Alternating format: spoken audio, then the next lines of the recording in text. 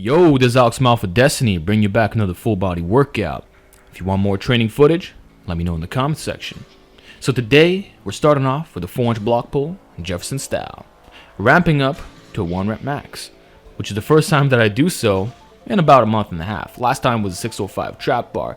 Since then, your boy's been doing endurance type training for the legs. So cardio every single day, mainly jogging for long periods of time, and of course I supplement with trampoline and leg accessories like leg curls, band terminal knee extensions, lunges, and even some occasional belt squats, which I'll probably make a video on soon.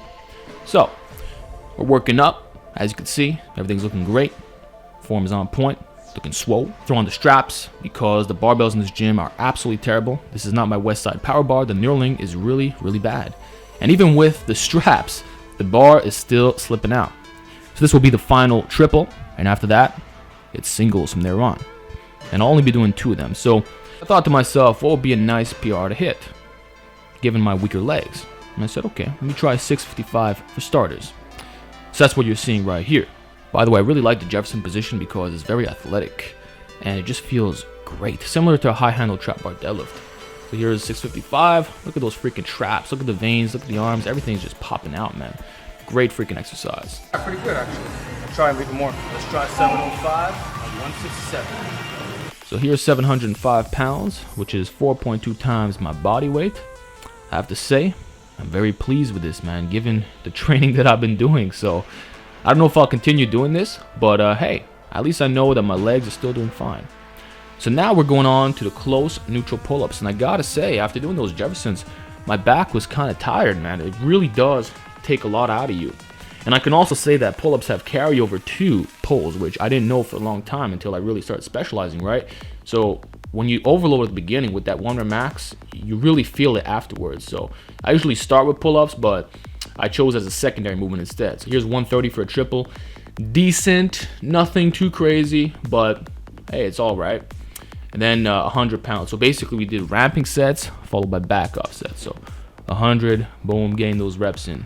If you saw my recent Instagram posts, you'll notice what PRs I've been hitting. So this was all right.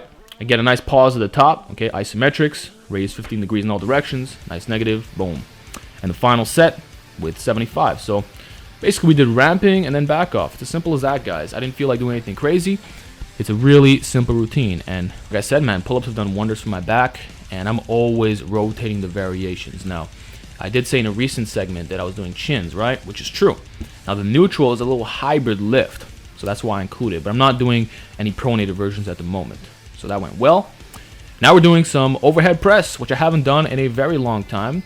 So my current 1 rep max at this body weight is 205 pounds. So the objective of this workout was to do 80, 85, and 90%. So ramping triples, and that's it.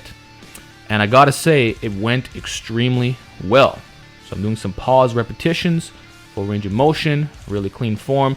And you may also notice that I'm utilizing a suicide grip, right? Which I'm not gonna tell you should do, but I learned about this from Paul Carter, Lift From Bang, right? And essentially it gives you a slightly better bar path towards the lockout, which is one of my major weaknesses, especially with the hypermobility. So I feel that this might actually help big time, you know? So I'm gonna keep doing it. Hopefully I don't get snapped up. And yeah, man, it feels great. So here's 185 pounds, okay?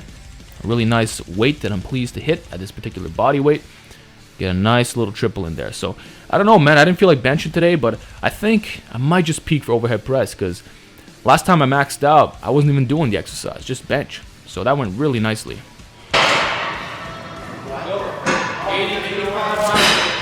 Done. So I'm really happy with the overhead press. I'm probably gonna start doing a little bit more of them depending on how I feel, but I'm thinking of peaking, man. I mean, I might as well and see what happens from there, you know? Now, here's the fun part. The close grip dip. Dips are not feeling the best today, but fuck it. Let's do 2 more sets of 5 and leave it at that. This exercise is insanely difficult and it really took me by surprise. So essentially, you want to have your hands as close to the edge as possible, okay? Where your hands are still very narrow. And this hammers the triceps really, really hard. I was shocked at how difficult this was, but also amazed, man, because it allows you to get more out of less weight. And everything about it felt amazing once I got the form down right. You see at the bottom, my legs, they're kind of like scraping the sides there. That was a little bit annoying, but beyond that, man, this really smashes the tris. And I'm probably going to start doing more of these, again. It's also safer on the shoulders. So I recommend you give those a shot. Now we're doing 3 sets of 20 push downs. Again, I really disagree with the idea that you should never isolate. I think isolation work really aids in injury prevention and, of course, building size. So here's the push down. I got way stronger on these, and over here from this angle, man, my physique is looking good, including the legs, which I'm very pleased with, man. I've only been doing endurance training, man. So honestly, I'm really happy with them, and I don't want them to grow any larger in size, and I think they look aesthetic right now. So here's 3 sets of 20 cable curl. I think this was 100 pounds. I don't remember, but it was probably that. And again, we're isolating. We're doing an exercise for biceps and triceps. Now, back in the day, I would have done a forearm instead of a bicep, but that's not really my weak point right now, so we're emphasizing the curls instead, okay? I'm using a pretty good form here. I'm also squeezing at the top, right? And yeah, man, I find that my arms look amazing right now. They look full. They look more vascular. Like, I don't know if the bro arms did something, or if it's just the fact that I'm just getting stronger or whatever, but I think it's going good. So now, rope face pull. I usually prefer the band face pull, but this is another variation, and you'll notice that I'm really squeezing my upper back, which is typically not recommended in a face pull, but honestly, I just feel that it does more for me when I do it this way.